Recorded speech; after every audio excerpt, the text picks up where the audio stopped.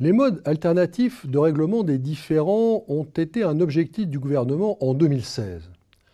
En effet, il a été décidé de généraliser l'utilisation de ces modes de résolution, de règlement des différends, afin que seules les affaires réellement contentieuses, pour lesquelles les parties n'ont pas pu trouver ensemble de solutions amiables, soient portées devant le juge. Ces modes existaient toutefois avant l'entrée en vigueur de la loi du 18 novembre 2016, notamment avec l'arbitrage, un mode alternatif de règlement des conflits classiques.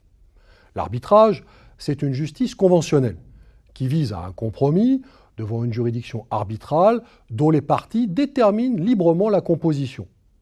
À cet égard, l'interdiction est quand même faite aux personnes publiques de recourir à ce mode singulier de règlement des litiges, même si le législateur a depuis plusieurs années multiplié les exceptions au principe. En ce sens, une décision du Conseil d'État du 15 décembre 1957, Société nationale de vente des surplus de l'armée. Cependant, depuis un arrêt du tribunal des conflits, Inserm contre Fondation Sogstath du 17 mai 2010, confirmé par le Conseil d'État le 19 avril 2013 dans ses décisions 352-750 et 362-020, on constate les prémices d'un encadrement et d'une reconnaissance de l'arbitrage international en matière administrative en France. L'arbitre serait assimilé à une juridiction administrative spécialisée et sa sentence serait susceptible d'appel devant le Conseil d'État. Ce type de recours permettrait ainsi au juge d'annuler des conventions arbitrales illégales et en cas d'annulation, d'évoquer l'affaire et de la juger au fond, contrairement à ce que le juge judiciaire a décidé. Le tribunal des conflits adapte aussi manifestement le régime de l'arbitrage international en consacrant désormais la faculté pour le juge administratif de contrôler le respect d'un régime administratif d'ordre public, respectant l'égalité devant la commande publique, la protection des propriétés publiques ou le bon usage des deniers publics selon les termes de la décision du Conseil constitutionnel du 26 juin 2003 que s'est approprié le tribunal des conflits. Ainsi, ce recours est toujours possible, mais c'est quand même sous quelques réserves. Deuxième modalité de règlement des différends, la transaction. La transaction constitue un embryon de la conciliation. Elle est, par définition, un mode de règlement des litiges reposant sur la notion de concession réciproque. Une transaction trouve le plus souvent sa place lorsque les différentes parties n'ont ni intérêt à s'engager dans une procédure judiciaire longue et coûteuse, ni intérêt peut-être à exposer sur la place publique leurs différends. Particulièrement utilisée en droit privé, la transaction trouve de plus en plus à s'appliquer en droit public. Il n'est pas rare que les cabinets d'avocats assistent collectivités et ou agents dans ces cadres de transactions, en matière de contentieux contractuel, en matière de relations avec les agents, notamment avec les syndicats, et plus généralement en matière de contentieux fiscal. L'assiette de cette transaction présente cependant des limites. Non seulement, bien entendu, il est impossible de transiger sur les intérêts publics fondamentaux des collectivités. On ne peut par exemple aliéner les biens appartenant au domaine public. Il n'est pas non plus question de dilapider de manière grossière les deniers publics. En revanche, on peut transiger jusque, et y compris au stade de la cassation, parce qu'elle permet de traiter sans recours au juge les litiges où les questions de fait l'emportent sur des questions de droit. La transaction permet de ne renvoyer aux juridictions que le traitement des litiges qui posent un problème juridique sérieux qui nécessite l'intervention du juge, précise la circulaire du 6 février 1995 relative au développement du recours à la transaction pour régler amiablement les conflits. Depuis plusieurs années, les pouvoirs publics ont tout fait pour encourager le recours à la transaction. Les juridictions administratives étant souvent confrontées à un volume de dossiers à traiter supérieur à leur capacité réelle. Le nombre des transactions reste toutefois encore limité et les parties encore un peu frileuses à se livrer à ce type de modalité. La conciliation est devenue, à côté de cela, une forme de la médiation depuis la loi du 18 novembre 2016, qui a généralisé les modes alternatifs de règlement des litiges, en les transformant en modes alternatifs de règlement des différends, et en les faisant sortir des prétoires. Le pouvoir de concilier a ainsi été reconnu aux tribunaux administratifs en janvier 1986. mais il n'a été étendu aux cours administratives d'appel qu'en décembre 2011.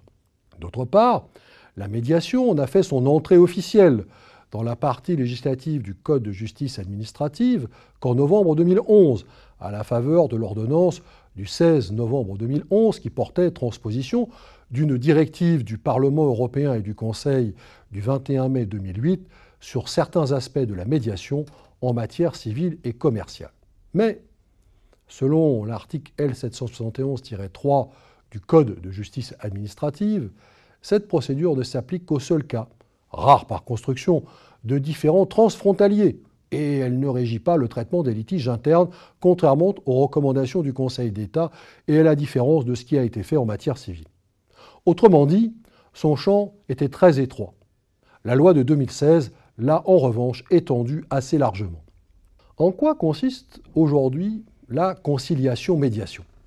La conciliation-médiation, la définition de la conciliation étant identique à celle de la médiation, se définit comme un processus structuré par lequel les parties tentent de parvenir à un accord en vue de la résolution amiable de leur litige avec l'aide d'un tiers, le médiateur. Elle est différente de la procédure contentieuse qui se déroule devant le juge administratif. En outre, si la conciliation est gratuite, il n'en va pas de même de la médiation, puisque devant les juridictions administratives, les médiateurs sont indemnisés par le versement d'honoraires en général modestes, mais dont le versement incombe aux parties au titre des frais irrépétibles. L'article L213-5 du Code de justice administrative prévoit à cet égard, s'agissant de la médiation engagée par les parties, que celles-ci peuvent, en dehors de toute procédure juridictionnelle, organiser une mission de médiation et désigner la ou les personnes qui en sont chargées. Il est également possible, pour les parties, de demander au juge administratif territorialement compétent d'organiser une mission de médiation ou de désigner la ou les personnes qui en seront chargées ou de lui demander de désigner la ou les personnes qui sont chargées d'une médiation qu'elles ont elles-mêmes décidé d'organiser. Le législateur a précisé à l'article L213-6 du Code de justice administrative qu'en cas d'organisation d'une médiation, lors ou en dehors de toute procédure juridictionnelle, les délais de recours contentieux seront nécessairement interrompus et les prescriptions suspendues à compter du jour où, après la survenance d'un différend, les parties ont convenu de recourir à la médiation ou, à défaut d'écrit, à compter du jour de la première réunion de médiation, qu'elle ait été ou pas constatée par le juge. Ceci était déjà le cas pour les procédures de conciliation, à l'instar de celles qui se déroulent devant les comités de règlement amiable des différends relatifs au marché public, puisque la saisine de ces comités interrompt nécessairement le cours du délai pendant une durée initiale de 6 mois, qui peut être prolongée par période d'1 mois pour 3 mois supplémentaires. L'intérêt d'une telle procédure de conciliation ou de médiation est d'obtenir rapidement, généralement 3 mois pour une médiation et 6 à 9 mois pour une conciliation par un organisme public, une issue, qu'elle soit positive ou pas, et soit de poursuivre par la voie contentieuse, soit de se désister de la requête introduite devant le tribunal administratif si on a obtenu satisfaction. Ce qu'il faut retenir, tout d'abord que ce sont des modes alternatifs à un procès devant un tribunal. Encore qu'il s'agit ici de concilier les intérêts des parties et de trouver un compromis qui satisfasse les protagonistes et non une solution juridique. Qu'il existe 3 types de procédures amiables. D'une part, l'arbitrage, sorte de jugement dans lequel les parties choisissent leur juge et acceptent préalablement la sentence qu'il va rendre. D'autre part, la transaction, plutôt utilisée en matière fiscale et contractuelle, dans lesquelles les parties ont plutôt intérêt à trouver une solution rapide et moins onéreuse qu'un procès. Enfin, la conciliation. C'est souvent un organisme qui associe des représentants des administrations et des usagers professionnels du secteur privé et qui rend des avis, ou la médiation, en droit administratif, elle est confiée à un médiateur désigné par le juge et elle est payante.